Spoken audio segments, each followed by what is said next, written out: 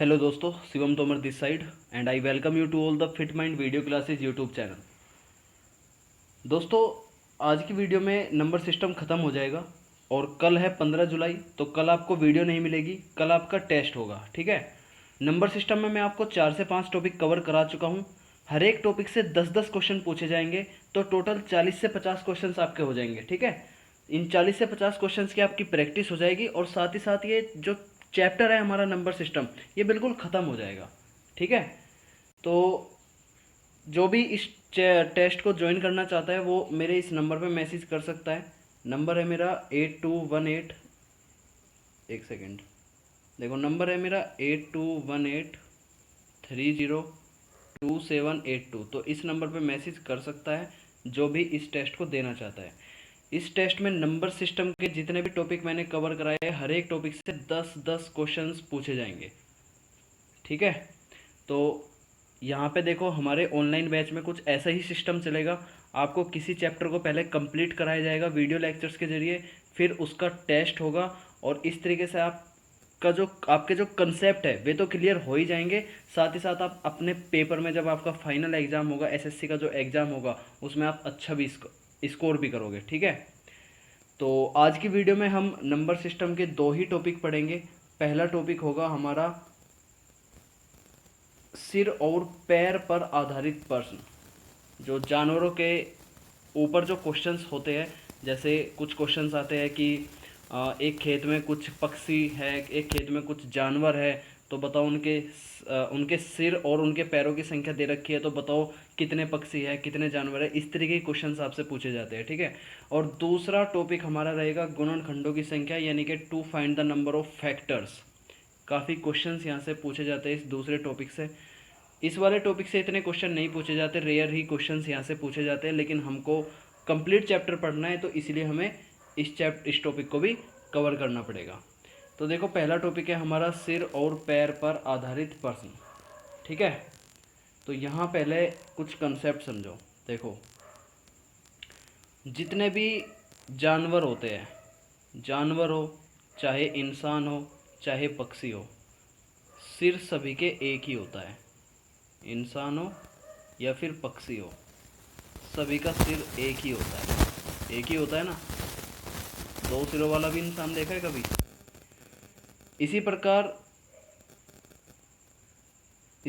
नहीं, सुनो ध्यान से। इंसान और पक्षी की अगर हम बात करें, तो इन दोनों के सिर्फ दो दो पैर होते हैं। इनको सिर्फ दो दो पैर होते हैं। ठीक है। और जो जानवर होते हैं, इनको 4 पैर होते हैं। सही कह रहा हूँ ना मैं? इंसानों के और पक्षियों के सिर्फ दो दो पैर होते हैं और जानवरों के 4 पैर होते हैं। ठीक है। ये बात आपको ध्यान रखनी है। अब हम क्वेश्चन पे चलते हैं। क्वेश्चन से आपको कंसेप्ट भी समझ में आ जाएगा और क्वेश्चंस भी आपको समझ में आ जाएंगे। जैसे पहला एग्जांपल आपको ये दे रखा है कि कुछ लोग हैं जो भेड़े चरा रहे हैं, कुछ लोग अपनी भेड़ चरा रहे हैं। ठीक है। तो ज़मीन पर कुल पैरों की संख्या की अगर मैं बात करूं, ज़मीन पर कुल पैरों की संख्या, कुल पैरों की संख्या दे रखी है 230। ये ज़मीन पे कुल पैरों की संख्या है। ठीक है। और सिरों की संख्या दे रखी है 60। सिरों की संख्या दे रखी है भाई 60। ठीक है। तो आपसे पूछा गया है कि भेड़ों की संख्या बताओ कितनी होगी। भेड़ों की संख्या कितनी है? ठीक है। तो देखो, इस क्वेश्चन को सबसे पहले तो मैं, भेड़ों की संख्या पूछी है आपसे, इस क्वेश्चन को सबसे तो पहले मैं कंसेप्ट के हिसाब से लॉन्ग मेथड से करके बताऊंगा, फिर शॉर्ट ट्रिक से भी कर लेंगे। ठीक है। तो देखो, दूसरा जो इसका लॉन्ग मेथड है वो देखो क्या है। मान के चलो लोगों की संख्या मान ली मैंने x है। लोगों की संख्या कितनी है? x। भेड़ों की संख्या को मान लिया मैंने y है। राइट। भेड़ों की संख्या y है। अब जितनी संख्या है उतने ही सिर भी होंगे। ठीक है। लेकिन टोटल सिर कितने दे रखे हैं? सिरों की संख्या दे रखी है 60। तो मैं ये कह सकता हूँ क्या x प्लस वाई 60 के बराबर है? पहली इक्वेशन तो मेरी बन गई ये। ठीक है।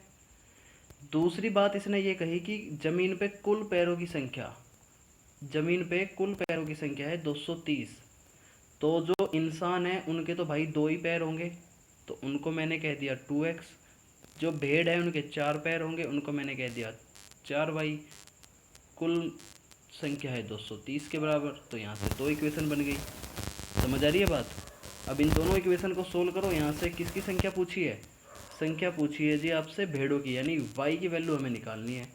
अब अगर y की वैल्यू हमें निकालनी है तो x की वैल्यू को सिमिलर कर लो, इक्वल कर लो। तो यहाँ 2 से मल्टीप्लाई करेंगे तो ये 2x हो जाएगा, ये 2y हो जाएगा और ये 120 हो जाएगा। हो जाएगा, 2 से मल्टीप्लाई करेंगे तो पूरी इक्वेशन में मल्टीप्लाई करेंगे दोनों साइड। अब इन्हें घटा दो, इसे माइनस कर दो, इसे माइनस कर दो, इसे माइनस कर दो, ये तो ख़त्म हो गया। ये कितना बचा यहाँ पे? माइनस के 2y बचा। ठीक है, इसमें से इसे घटाएंगे तो 0, 3 में से 2 गया 1, 2 में से 1 गया 1, ये माइनस के 110 बचा। माइनस से माइनस खत्म, 2 से 110 काटेंगे तो 55 आएगा। कहने का मतलब है y की वैल्यू 55 आ गई, और y क्या था? भेड़ों की संख्या थी, तो भेड़ों की संख्या कितनी आ गई? 55 आ गई। लॉन्ग मेथड समझ आया आपको? शॉर्ट ट्रिक बाद में देखेंगे, पहले लॉन्ग मेथड समझो। एक दूसरा एग्जाम्पल आपको दे रखा है। दूसरा एग्जाम्पल में ये कहा है कि एक जगह पर कुछ पक्षी है और कुछ जानवर है। ठीक है, कुछ एक जगह है, उस पर कुछ पक्षी है और कुछ जानवर है। अब वहाँ पे सिरों की जो संख्या है, सिरों की संख्या है कितनी दे रखी है आपको? 35। और पैरों की संख्या आपको दे रखी है 90। ठीक है, पैरों की संख्या है 90। तो पूछा यह है कि पक्षियों की संख्या बताओ। किसी जगह पे पक्षी है और कुछ जानवर है, पक्षियों की संख्या आपसे पूछा है। तो आप कहोगे कि सर मैंने x कह दिया पक्षी को, y कह दिया जानवरों को। ये पक्षी है x और y है जानवर। ठीक है, तो x प्लस वाई करेंगे तो किसके बराबर? 35 के बराबर। पहली इक्वेशन बन गई। अच्छा, पक्षियों की संख्या, सॉरी, पक्षियों के जो पैर हैं उनके 2 होते हैं तो उनको 2x कर लिया। जानवरों के पैर 4 होते हैं तो उन्हें 4y कर लिया, बराबर हो गया 90 के। मुझे किसकी वैल्यू निकालनी है? पक्षियों की, यानी x की वैल्यू मुझे निकालनी है। x की वैल्यू निकालनी है तो y वाले को इक्वल कर लो, इसमें 4 की मल्टीप्लाई कर दो, ये y वाला इक्वल हो जाएगा, तो ये 4x बन जाएगा, ये 4y बन जाएगा। और ये 35 की 4 में मल्टीप्लाई करेंगे तो 4 पंजे 20 और 4 तिया 12 और 2 14, 140 बन जाएगा। ठीक है, अब इसे माइनस करेंगे तो माइनस माइनस माइनस, ये ख़त्म। यहाँ बच गया 4x में से 2x गया, 2x बच गया। और यहाँ 9 0 और 14 में से 9 गए तो कितना बच गया? 5। ठीक है, तो अब 2 से इसे काटेंगे तो 25। तो x की वैल्यू यहाँ पे 25 आ गई। और x किसको माना था मैंने? पक्षियों को, और पक्षियों की संख्या को पूछ रहा है। सवाल आया समझ में? एक और क्वेश्चन हम लेते हैं। यहाँ पे तीसरा क्वेश्चन है। क्वेश्चन तीसरा ये कह रहा है कि कुछ बगुले अपना दाना चुग रहे हैं किसी जगह पे। ठीक है, वहीं पे कुछ कुत्ते भी खेल रहे हैं। तो यदि सिरों की संख्या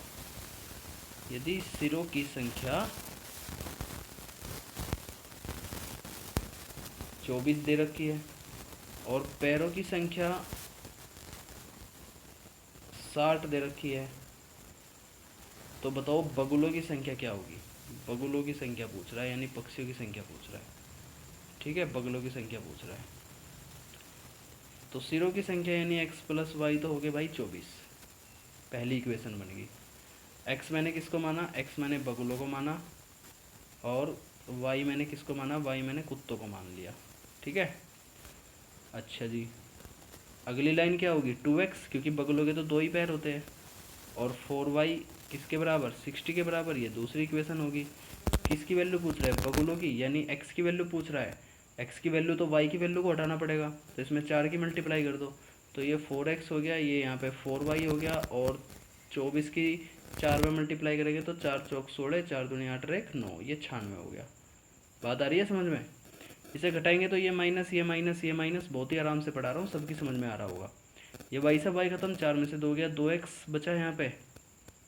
और 96 में से 60 गया तो 6, 9 में से 6 गए 3। ठीक है, 36 बच गया। तो यहाँ पे 2 से 36 को काटेंगे तो x की वैल्यू कितनी आ गई? 18। और x क्या था? बगुलों की संख्या। तो बगुलों की संख्या कितनी है? 18। तो ये तो था भाइयों लॉन्ग मेथड। शॉर्ट मेथड क्या है इसका? देखो, अब हम इन क्वेश्चन को शॉर्ट तरीके से करेंगे, समझ लेना पहली बार के में ही। जैसे पहला क्वेश्चन ये दे रखा है कि ज़मीन पर कुल पैरों की संख्या 230 है, सिरों की संख्या 60 है, तो भेड़ों की संख्या बताओ क्या होगी। ठीक है, कुछ भेड़ थे और यहाँ पे कुछ पक्षी कुछ जानवर थे, सॉरी जानवर नहीं इंसान थे, इंसान ही चरा रहे थे ना, तो कुछ इंसान थे, लिख देता हूँ मैं यहाँ पे इंसान थे इनके साथ में। इंसानों के कितने पैर होते हैं, 2 पैर होते हैं। ठीक है, तो देखो क्या है तरीका इनको जल्दी से करने का। अगर आपसे पूछा जाए भेड़ों की संख्या, मतलब अगर 4 पैर वालों की संख्या आपसे पूछी जाए, 4 पैर वालों की संख्या, तो जो सिरों की संख्या जो दे रखी है उसमें आप मल्टीप्लाई करो 2 की, तो 60 की मल्टीप्लाई हम 2 में करेंगे, कितना आएगा, 120 आएगा क्या।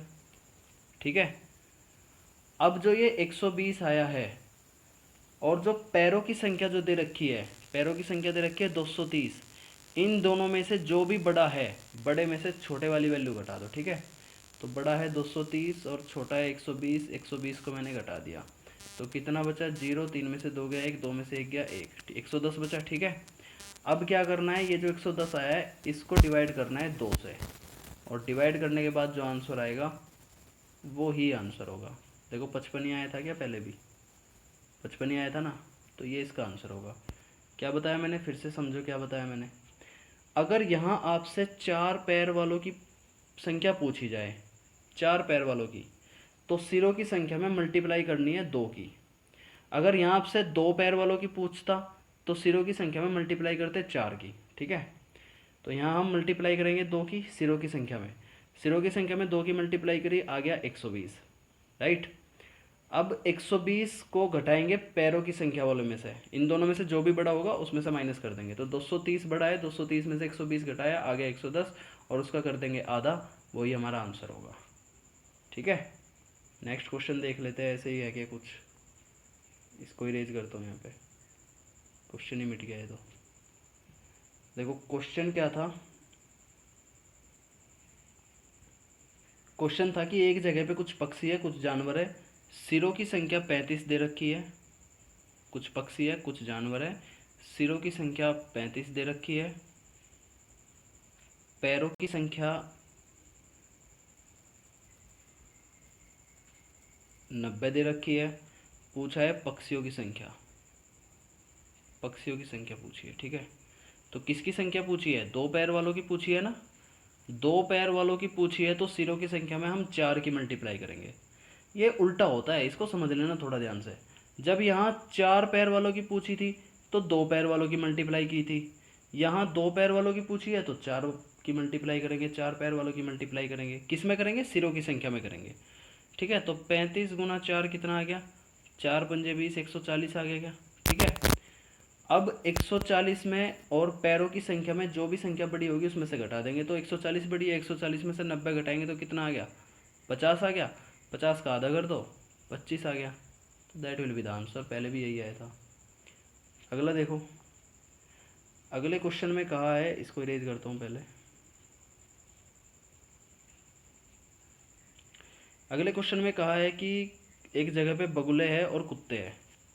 ठीक है, तो ये लोग खेल रहे हैं एक जगह पे, बगुले अपना दाना चुग रहे थे, सिरों की संख्या 24 दे रखी है, पैरों की संख्या 60 दे रखी है, बगुलों की संख्या पूछी थी। ठीक है, तो बगुलों की संख्या यानी 2 पैर वालों की पूछी थी, 2 पैर वालों की पूछी थी, तो सिरों की संख्या में किसकी मल्टीप्लाई करेंगे, 4 की, तो 24 चौके 96।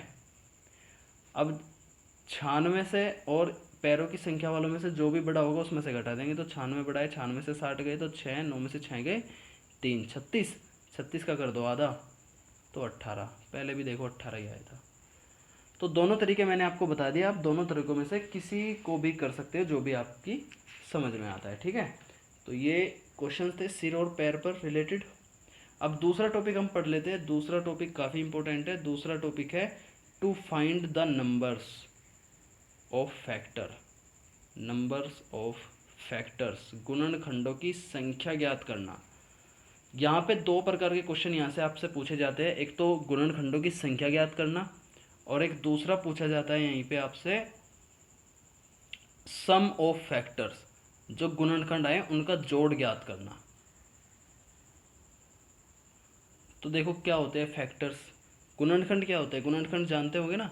जैसे 8 है, 8 के गुणनखंड क्या क्या होंगे, 1 होगा, गुना 2, एक 4 भी होगा, एक 8 भी होगा, ये सभी उसके गुणनखंड हो गए। गुना नहीं आएगा, बीच में कोमा आएगा। एक सेकेंड।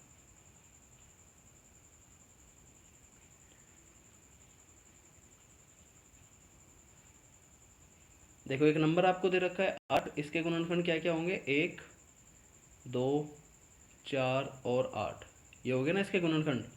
तो 1 को मैं ऐसे लिख सकता हूँ क्या, 2 की पावर 0, 2 को मैं ऐसे लिख सकता हूँ 2 की पावर 1, 4 को मैं ऐसे लिख सकता हूँ 2 की पावर 2, और 8 को मैं ऐसे लिख सकता हूँ 2 की पावर 3। तो आप देख रहे होंगे कि इसके जो गुणनखंड है वो जीपी में चल रहे हैं।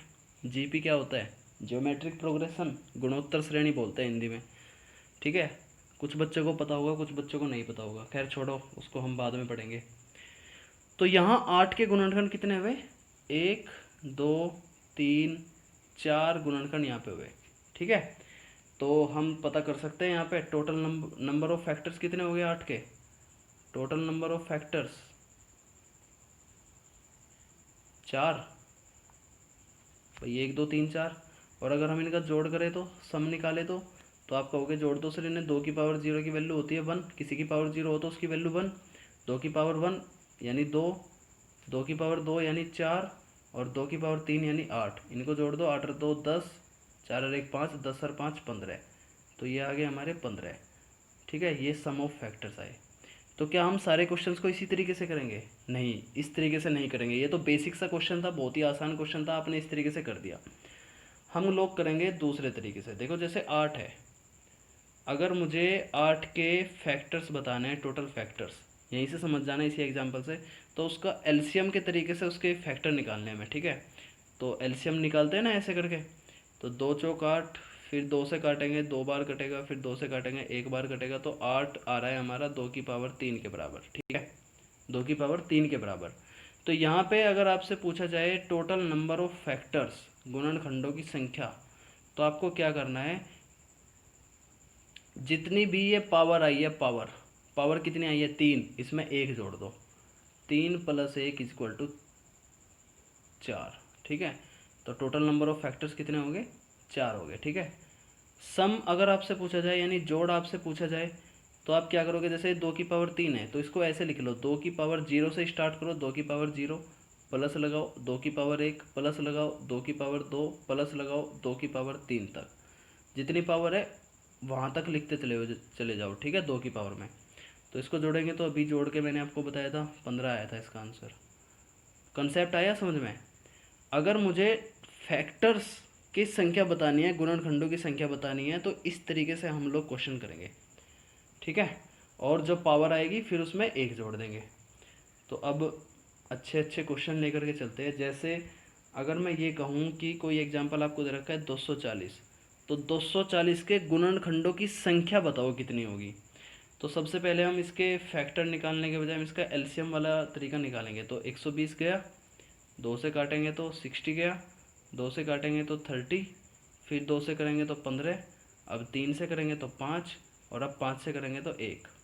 तो क्या मैं 240 को ऐसे लिख सकता हूँ क्या, 2 की पावर 1, 2, 3, 4, 2 की पावर 4 मल्टीप्लाई बाई 3 की पावर 1 मल्टीप्लाई बाई 5 की पावर 1। ठीक है, नंबर ऑफ फैक्टर्स मुझे निकालने हैं। जिन बच्चों को होगा पढ़ना वो बच्चा पूरी वीडियो देख रहा होगा, और जिन बच्चों को नहीं पढ़ना वो ऐसे ही मज़े लेते फिरते हैं ना, तो अभी तक तो वो निकल भी चुके होंगे। देखो नंबर ऑफ फैक्टर्स क्या होते हैं, अभी क्या बताया मैंने, पावर में 1 1 जोड़ दो, तो यहाँ 4 की पावर 4 में 1 जोड़ेंगे तो 5 आ जाएगा, यहाँ 1 में 2 जोड़ेंगे तो 2 आएगा, यहाँ 1 में 1 और जोड़ेंगे तो ये भी 2 हो जाएगा। तो 5 दूनी 10, दूनी 20, तो टोटल नंबर ऑफ फैक्टर कितने हो गए, 20 हो गए। तो ज़्यादातर आपसे यही पूछेगा कि गुणनखंडों की संख्या बताओ। सम ऑफ फैक्टर्स आपसे नहीं पूछेगा, सम ऑफ फैक्टर्स मेंस में पूछ सकता है, प्री में बहुत ही कम पूछेगा। तो अभी क्या बताया मैंने, इसका तरीका जान लेते हैं सम ऑफ फैक्टर्स का। नेक्स्ट पेज पे चलते हैं। सम ऑफ फैक्टर्स, देखो फैक्टर्स जान लो पहले क्या क्या है। 2 की पावर 4 आया, 3 की पावर 1 आया, 5 की पावर 1 आया। तो सम ऑफ फैक्टर्स में हम ऐसे करेंगे, 2 की पावर 4 को 0 से स्टार्ट करेंगे, 2 की पावर 0 प्लस 2 की पावर 1 प्लस 2 की पावर 2 प्लस 2 की पावर 3 प्लस 2 की पावर 4। ठीक है। अब यहाँ लगाएंगे मल्टीप्लाई। अब 3 की पावर 1 को ऐसे करेंगे, 3 की पावर 0 प्लस 3 की पावर 1, 0 से स्टार्ट करेंगे सम निकालने के लिए। मल्टीप्लाई करेंगे, यहाँ 5 की पावर 1 है तो 5 की पावर 0 प्लस 5 की पावर 1, ठीक है। इसको सोल्व करने के बाद आपका आंसर आ जाएगा 744। तो सम ऑफ फैक्टर्स तो आपको रेयर ही पूछेगा, यहाँ पे आपसे पूछेगा नंबर ऑफ फैक्टर्स, ठीक है। तो नंबर ऑफ फैक्टर्स का मैंने क्या बताया, एलसीएम से निकालो, ये एलसीएम निकालो और इसमें पावर के रूप में देखो, और हर एक पावर में एक एक अंक जोड़ करके हम नंबर ऑफ फैक्टर्स निकाल सकते हैं। आई बात समझ में।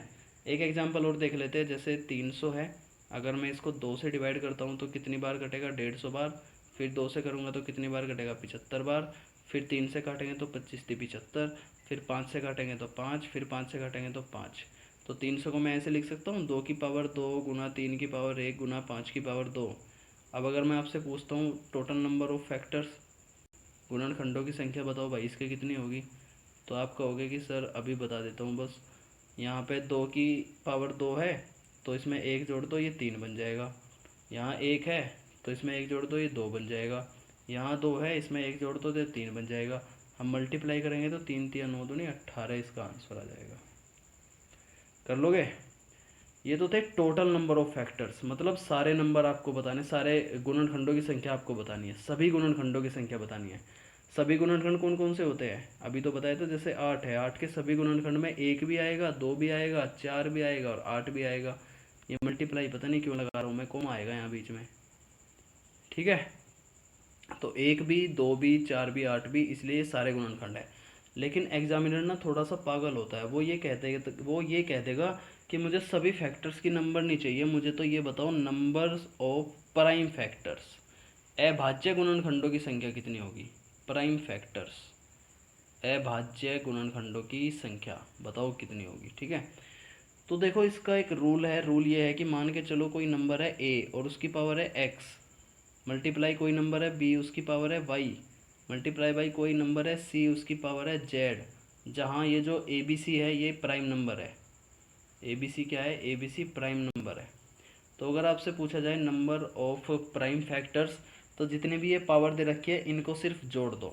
अब इनमें एक नहीं जोड़ना, बस इतना सा अंतर है कि पिछली वाली जब सभी फैक्टर्स को पूछे तो पावर में एक जोड़ करके हम फैक्टर्स बताते थे, लेकिन जब प्राइम फैक्टर्स की बात करें तो उसमें एक नहीं जोड़ना, सीधा करना है बस x + y + z, ठीक है। जैसे एग्जांपल में इसका ये लेता हूँ कि मान के चलो 13 की पावर 2 है, मल्टीप्लाई बाई 7 की पावर 5 है, मल्टीप्लाई बाई 5 की पावर 8 है।